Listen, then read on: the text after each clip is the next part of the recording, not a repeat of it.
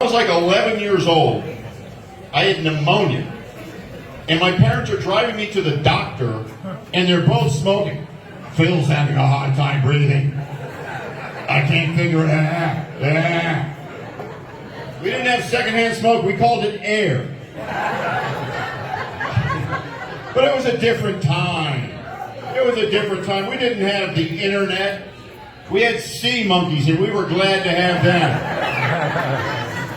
We didn't have these energy drinks. We didn't have Red Bull and Rockstar. What did we have? We had Tang, and that's all we had. We were glad to have it. Remember that? A nice tall glass of room temperature Tang. I love you, Mommy. When I was growing up, if you wanted to see naked women, and you did, what did we have? National Geographic, that's all we had. Topless pygmies, and they look good. I was 18 when I realized breasts aren't supposed to come down to here. Thought my grandmother was a fox. 3 channels of TV, that's all we got. No remote control. Kids were remote control. Get up and change the channel. And you had to get up and walk to the TV through thick, ugly shag carpeting, stepping over bean bags and lava lamps, and you had to turn a big knob. And eventually the big knob would snap off, leaving only a vestigial plastic nub. We didn't have a 1-800 number to call. We didn't have a technician in the Philippines waiting to talk us through the process. What did we have? Needle-nose pliers, that's all we had. Must watch Flipper. Those were the days. Woo! Man, by the way, this is not receding. This is hauling ass right here. Okay, this is the terminal final phase of baldness. I hate going bald. I got hair on my back I don't even use. I used to say I had hair on my ass I don't use, but this is a family establishment, so I'm not going to say that. But now they've got spray on hair. Anybody ever heard of that? You know who invented that? Ron Popeil. That's the visionary who brought us the Vegematic, the pocket fisherman. Spray on hair. Might not be a great idea in Atlanta in July. You're walking across the parking lot, your hair is dripping off your nose, your chin. Hey, chest hair, check it out. Woo! Does anyone here teach algebra? Did you really? So you actually like algebra?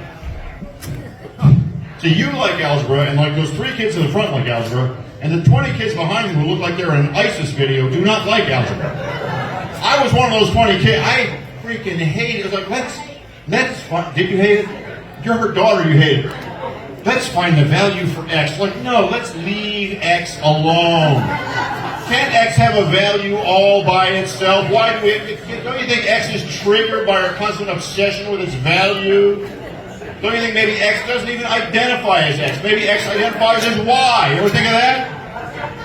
So anyway, I would get an F in algebra, and I would go home, and I'd show that report card to my dad, and he would say, young man, if you keep getting Fs on your report card, someday you're going to grow up, I bet other people heard this, and you're going to pump gas for a living. No, I'm not. That job no longer exists, Dad. You might be working at the gas station selling Slim Jims and 5-hour energy shots and lottery tickets and Mountain Dew, but you ain't pumping gas. But he was trying to scare me with jobs from his generation. Well, if you don't work hard, you'll be a chimney sweep, you will. You'll be a hobo running the rails. You'll be a hunter and a gatherer. Now, if you wonder why I'm so centered, it's because I meditate, or as I call it, daydreaming while breathing deeply. Does anyone here ever meditate? It's so easy, right? You just sit down, you just breathe deeply, and let the thoughts go. And the thoughts are like, no. We own you, bitch. I'm sitting there breathing deeply. I was like, you're fat, you're bald, Hunter Biden's laptop, what?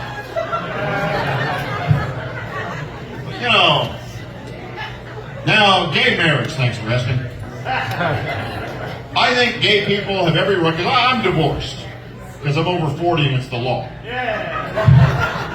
But I think gay people have every right to get married and be just as broke and unhappy as everybody else. But you know what gay marriage is going to lead to? Gay divorce. And if you thought a heterosexual divorce got bitchy, just wait till you got a husband and wife named Ron and Gary going 12 rounds over a Boston Miata and a toy poodle. That was going to get contentious, my friends. But anyway, what else is going on in this kooky crap? You know, I've got this friend, she's like, you are so OCD. You are so, ever hear that? You are so OCD.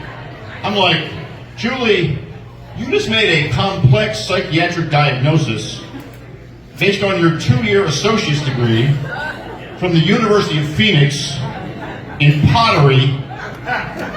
I mean, I feel bad for shrinks. You know, if you want to be a psychiatrist, you got to go to medical school, you got to specialize. And then everywhere you go, people are like, well, my ex-girlfriend is a sociopath. My boss is a narcissist. If I ever go to a shrink, he's going to be like, you've got OCD. It's like, you know, that's exactly what the girl at Starbucks said. And my janitor in the building. And the guy at the bus stop who can't read. But you know, we are the most medicated. And this is mostly affluent white people here. Pretty much everybody here is on antidepressants right now, aren't you? Some of you came to get your hands up. I saw a commercial today. There's an antidepressant that also doubles as, it's good for your skin. That's like a new thing now. It's like, are you schizophrenic and constipated? Troy Poopinol is just what you need. And not only are we on medications, but our dogs are on antidepressants. And who here has a dog on antidepressants right now? All of you fuckers, you're lying right now, I know it. Everybody I know is like, well, Skylar's having some anxiety issue. No, Skylar is a dog, okay? Skylar's brain is 99% dedicated to its sense of smell. Skylar he's not like, am I happy? Am I fulfilled? Am I living my authentic Labradoodle life?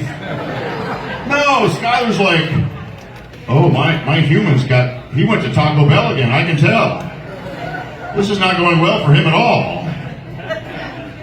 But my cat, Gina, she's got anxiety. There's some squirrel issues.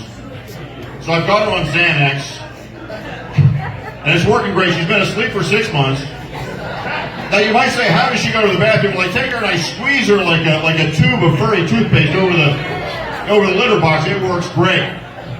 So that's my point there. But you know, this is a good gig. Because when I was starting out, it was tough gigs. You know, roadhouse bars in the South, kind of place where the stage is 2 tables duct taped together.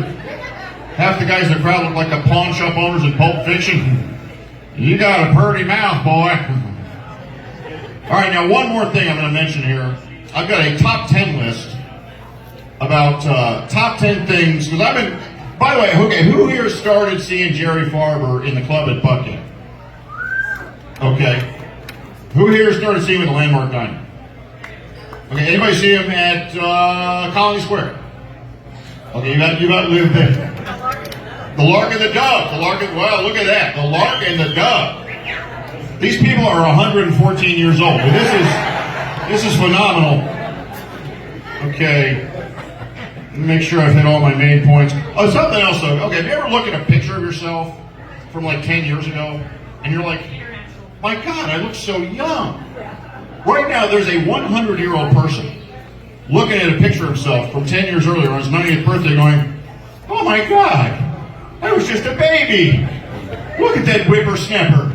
Look at that rapscallion leaning on his walker like he owns the joint. Okay, that's a new joke. It didn't go as well as I was hoping. No, it didn't. You guys are being honest. I appreciate that. All right, now this is the top 10 things. This is the top 10 things overheard at a Jerry Farber show. Number 10. Don't worry, honey, I'm recording the Golden Girls. Wow, you guys are getting judgmental on that again. Number 9, you know, the ladies say Jerry is quite well endowed. Number 8, you know, the men say, okay. Number 7, compared to the singing podiatrist and the accountant who tells jokes, Jerry looks like a genius. I'm on your little formula, Jerry. Number 6, I've heard some comedians write new material all the time. Weird. Number 5, is this show ever going to end? Number 4, no. Number 3, Jerry's brother Barry Farber with a radio show. Now that guy had some talent. Number 2, where am I? Number 1, the number one thing, the number one thing heard at the Jerry Farber show. Hey, Jerry's looking the other way. Let's make a run for it. Now, okay, let me just say one thing before I go. And by the way, it's going to take an embarrassingly long time for me to leave the stage, so just pretend like I'm already gone. But, okay, now like Jerry said, I went to LA. By the way, Jerry's in my documentary, One Nighters, talking about getting attacked by hillbillies in West Virginia. True story. But I have worked with Jay Leno, I've worked with David Letterman, I've seen George Carlin live, I've seen Dave Chappelle live, I've seen Jon Stewart live. Jerry Farber is not a good comedian, Jerry Farber is a great comedian. Jerry, I love you, happy birthday.